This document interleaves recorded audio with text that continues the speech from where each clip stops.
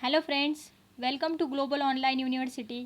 तर मित्रांनो, मी आशा करते की तुमची सेट एक्झाम पेपर 1ची तयारी चांगलीच चालू असेल आणि त्याचबरोबर ज्या मी रोज 20 मॉक टेस्टविषयी बोलत होते तर त्यांचा शेड्यूल रिलीज झालेला आहे. तर तुमच्या स्क्रीनवर दाखवल्याप्रमाणे कोणती मॉक टेस्ट कधी आहे ती व्यवस्थित नीट बघून घ्या आणि ह्या 20 पण मॉक टेस्ट तुम्ही सॉल्व करा. तर आपली पहिली मॉक टेस्ट ही 6 तारखेला होणार आहे, जी की पीपल अँड इन्व्हायरमेंट म्हणजेच लोक आणि पर्यावरण या विषयावर होणार आहे. तर मॉक टेस्टसाठी सगळ्यांनी स्वतःला प्रिपेअर करायचं आहे. तर पूर्ण मॉक टेस्ट या 20 असणार आहे, ज्या की मराठी आणि इंग्लिश अशा दोन्ही भाषेमध्ये असणार आहे आणि त्या फक्त 119 रुपयामध्ये आम्ही तुमच्यासाठी उपलब्ध करणार आहोत. आणि तुम्हाला जर मॉक टेस्टविषयी अजून काही डाऊट्स असतील तर आमच्या वेबसाईटला भेट द्या. आणि एक अजून महत्त्वाची गोष्ट म्हणजे ज्यांनी आमच्या मागच्या मॉक टेस्ट या अटेंड केल्या आहेत तर त्यांना या मॉक टेस्ट या फ्री मिळतील आणि या 20 मॉक टेस्टच्या मदतीने नक्कीच तुमची प्रिपरेशन ही चांगलीच होईल आणि तुमच्या अभ्यासावर भर पडेल. तर बघूया. तर आज आपला पीपल डेव्हलपमेंट अँड इन्व्हायरमेंटचा दुसरा भाग आहे. तर या भागामध्ये मी तुमच्यासोबत 25 इम्पॉर्टंट MCQs डिस्कस करणार आहे. तर वन बाय वन आपण बघूया. पहिला आहे geostrophic wind occurs when pressure gradient force balance. म्हणजे जिओस्ट्रोपिक वारा उद्भवतो जेव्हा प्रेशर ग्रॅडियंट फोर्स बॅलेन्स करते. तर जिओस्ट्रोपिक वाइंड म्हणजे काय? तर जिओस्ट्रोपिक वाइंड म्हणजे ती एक थेरॉटिकल वाइंड असते आणि त्यामध्ये दोन फोर्सचा एक्झॅक्ट बॅलेन्स लागतो. पहिला म्हणजे प्रेशर ग्रॅडियंट फोर्स आणि दुसरा म्हणजे कोरिओलिस फोर्स. म्हणजेच आपला आन्सर आहे ऑप्शन ए. पुढचा प्रश्न आहे scales of metrology are in the following order starting from the list. म्हणजे हवामानशास्त्राची मापे खालील क्रमांकापासून कमीत कमी सुरू आहेत. तर मेट्रोलॉजी म्हणजे काय? मेट्रोलॉजी म्हणजे scientific study of atmosphere focus on whether processes. आणि मेट्रोलॉजी स्केल म्हणजे ग्लोबल स्केल जी की ट्रान्सफर ऑफ हीट मेजर करण्यासाठी यूज करतात. तर याचा सिक्वेन्स जो आहे तर तो याचा आन्सर आहे ऑप्शन डी म्हणजेच मायक्रोस्केल, मिझोस्केल, मॅक्रोस्केल. पुढचा प्रश्न आहे when the full potential of physical, chemical and biological factors a species can use if there is no competition it is called. म्हणजे जेव्हा भौतिक, रासायनिक आणि जैविक घटकांची पूर्ण क्षमता असते आणि तेव्हा कोणतंच कॉम्पिटिशन हे नसतं तर त्या स्पेसीजला काय म्हणतात? तर याचा आन्सर आहे ऑप्शन ए म्हणजेच फंडामेंटल निके. कारण फंडामेंटल निके म्हणजे animal can survive and reproduce itself. म्हणजेच there is no competition in species. So our answer is option number A. पुढचा प्रश्न आहे the uppermost zone of atmosphere of earth where short wave ultraviolet radiations are absorb is. म्हणजेच पृथ्वीच्या वातावरणाचा सर्वात वरचा भाग जेथे शॉर्ट वेव्ह अल्ट्राव्हायोलेट किरणे हे शोषली जातात तर तो कोणता आहे? तर बघा, ट्रोपोस्फिअर, स्ट्रॅटोस्फिअर, मिझोस्फिअर आणि थर्मोस्फिअर हे चारीसुद्धा ॲटमॉस्फिअरचे टाईप आहे. तर ट्रोपोस्फिअर आणि स्ट्रॅटोस्फिअर यामध्ये ओझोन लेअर असतो. तर तशाच प्रकारे जो अर्थच्या ॲटमॉस्फिअरचा सगळ्यात अप्पर मोस्ट झोन आहे तर त्याला थर्मोस्फिअर असे म्हणल्या जाते. पुढचा प्रश्न आहे which of the following oxides of nitrogen is the major air pollutant released from automobile exhaust. म्हणजे खालीलपैकी कोणते नायट्रोजनचे ऑक्साईड ऑटोमोबाईल्स एक्झॉस्टमधून सोडले जाणारे प्रमुख वायू प्रदूषक आहे? तर NO म्हणजे नायट्रिक ऑक्साईड, NO2 म्हणजे नायट्रोजन डायऑक्साईड, N2O म्हणजे नायट्रस ऑक्साईड आणि N2O3 म्हणजेच डाय नायट्रोजन ट्रायऑक्साईड. तर या चारहीपैकी नायट्रिक ऑक्साईड हा सगळ्यात जास्त पॉल्युटंट रिलीज ऑटोमोबाईल्स एक्झॉस्ट आहे. म्हणजे याचा आन्सर आहे ऑप्शन ए. पुढचा प्रश्न आहे, which of the following species in the atmosphere is called atmospheric detergent. म्हणजेच वातावरणात खालीलपैकी कोणत्या प्रजातीला वातावरणीय डिटर्जंट असे म्हणतात. तर ॲटमॉस्फेरिक डिटर्जंट म्हणजे काय, तर आयसोप्रीनला हवेमध्ये डिकम्पोज करणाऱ्या प्रोसेसला ॲटमॉस्फेरिक डिटर्जंट असे म्हणतात. तर जो क्लोरीन रॅडिकल आहे, तर क्लोरीन रॅडिकल म्हणजे एक सबस्टिट्यूशन रिॲक्शन्स असते जी की मिथेन आणि क्लोरीनमध्ये होत असते. आणि जे मिथाईल रॅडिकल आहे तर ते एक ऑर्गॅनिक कंपाऊंड असतात जे की मेटास्टेबल कलरलेस गॅस आहे. आणि जे ओझोन रॅडिकल आहे तर ते क्लोरोफ्ल्युरोकार्बनच्या ब्रेकडाऊन झाल्यामुळे तयार झालेले असतात. आणि फायनली जे हायड्रॉक्सिल रॅडिकल आहेत तर त्यांना डिटर्जंट ऑफ दी ॲटमॉस्फिअर असे म्हणले जाते. तर हायड्रॉक्सिल रॅडिकल जे असतात त्यांच्यामध्ये एवढी ॲबिलिटी असते की ते हवेला प्युरिफाय करण्याची क्षमता त्यांच्यामध्ये असते. तर आपला आन्सर आहे ऑप्शन बी. पुढचा प्रश्न आहे, the tendency of biological system to resist change and to remain in a state of equilibrium is called. म्हणजे बदलांचा प्रतिकार करण्यासाठी आणि संतुलन स्थितीत राहण्याची जैविक प्रणालींची प्रवृत्ती कशाला म्हणतात. तर बघा, जे फीडबॅक मेकॅनिझम आहे तर ते इनपुट आणि आउटपुट अशा दोन्ही साईडने कन्वे होत असतं.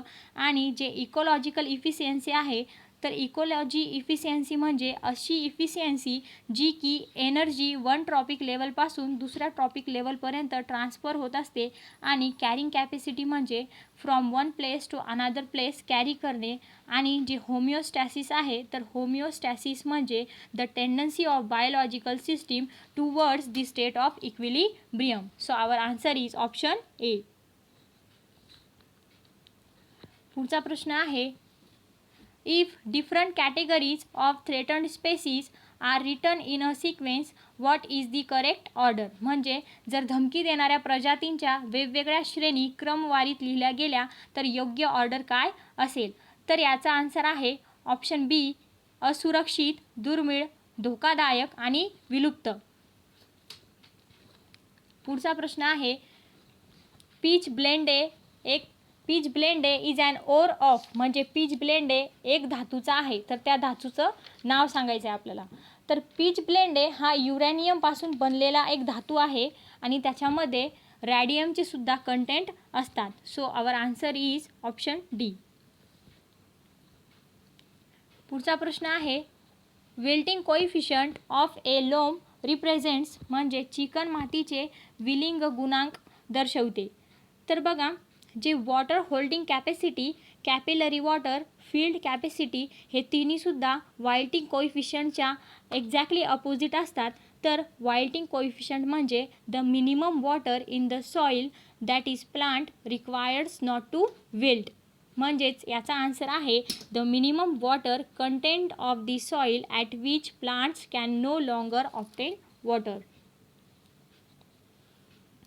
पुढचा प्रश्न, in which parts of India groundwater is affected with arsenic contamination. म्हणजेच आर्सेनिक दूषितमुळे भारतातील कोणत्या भागात भूजल प्रभावित आहे.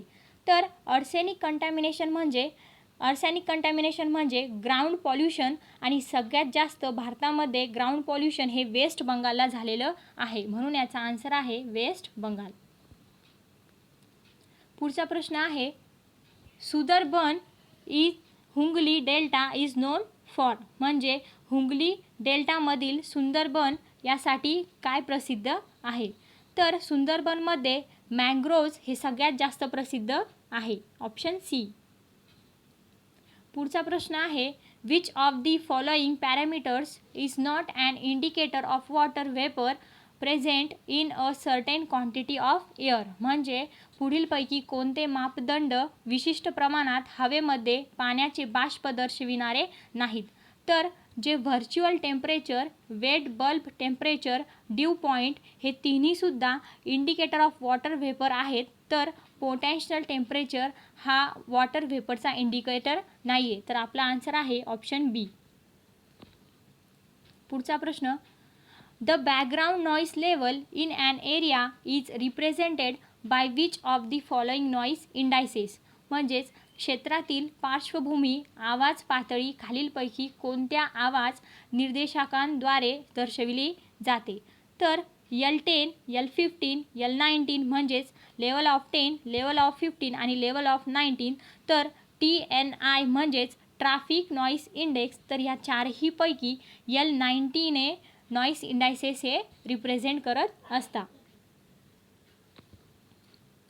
पुढचा प्रश्न आहे the soil type which is good for agriculture is, म्हणजेच कोणत्या प्रकारची माती ही शेतीसाठी चांगली आहे. तर पॉडेझोल, सर्पंट सॉइल आणि सोलोनाचक हे तिन्हीसुद्धा वेगवेगळ्या कंट्रीमध्ये शेती करण्यासाठी वापरली जाते.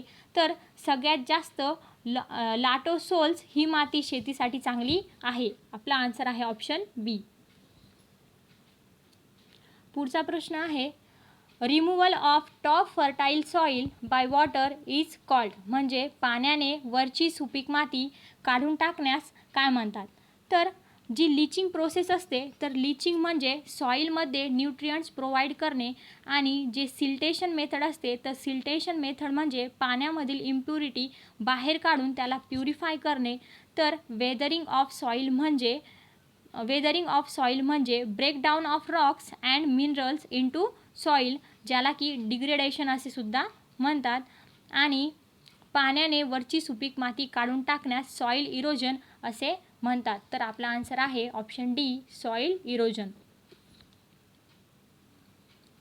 पुढचा प्रश्न आहे among total dissolved matter in marine water chlorine accounts for, म्हणजे सागरी पाण्यात विरघळलेल्या पदार्थामध्ये किती क्लोरीन आहे.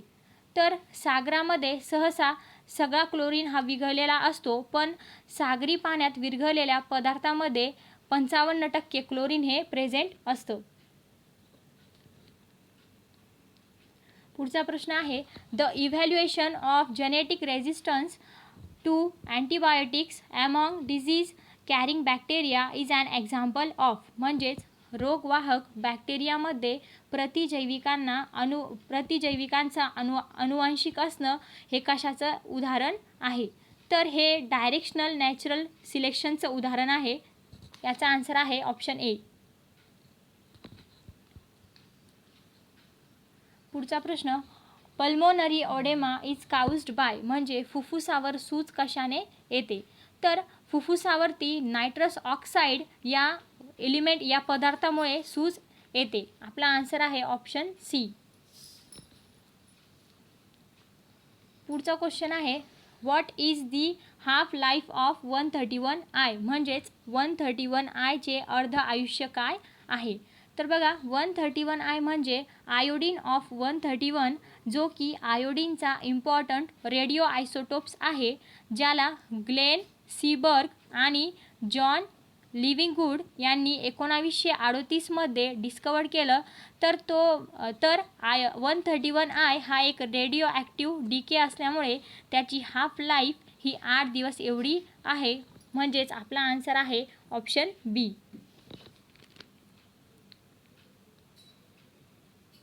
पुढचा प्रश्न आहे which one of the following makes blood toxic after combining with haemoglobin, म्हणजेच हिमोग्लोबिनशी जोडल्यानंतर खालीलपैकी कोणते रक्त विषारी करण्यास मदत करते. तर बघा CO2 म्हणजे कार्बन डायऑक्साईड, CO म्हणजे कार्बन मोनॉक्साईड, SO2 म्हणजे सल्फर डायऑक्साईड आणि CH4 म्हणजे मिथेन.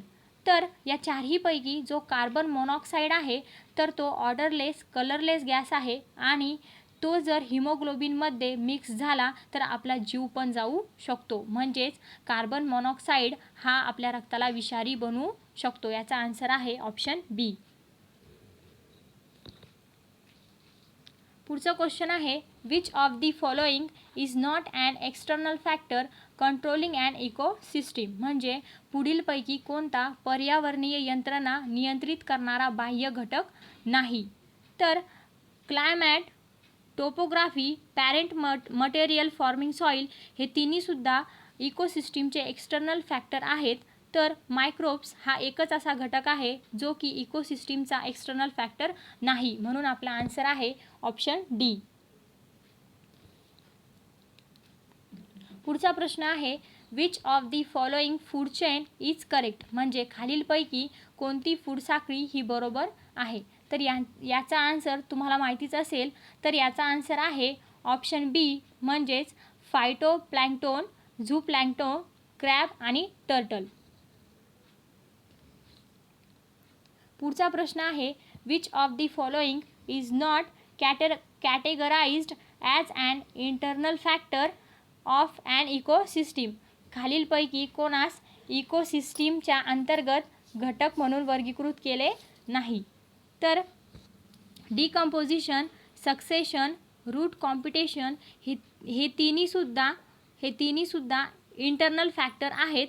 तर बेडरॉक हे एकच असे आहे जे इकोसिस्टीमचा इंटरनल फॅक्टर नाही. तर आपला आन्सर आहे ऑप्शन डी. पुढचा प्रश्न आहे two species can not remain in same place according to, म्हणजे कोणत्या नियमानुसार दोन प्रजाती या एकाच ठिकाणी राहू शकत नाही.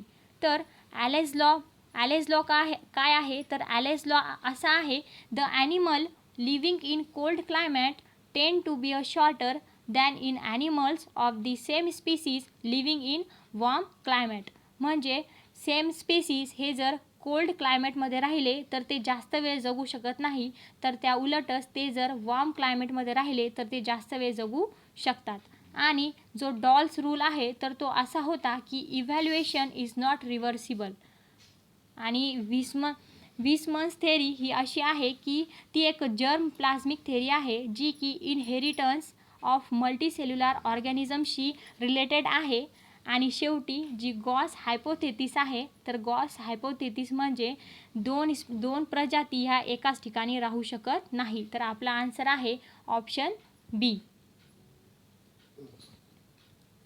तर आय होप की तुम्हाला हे सगळे क्वेश्चन्स आवडले असतील.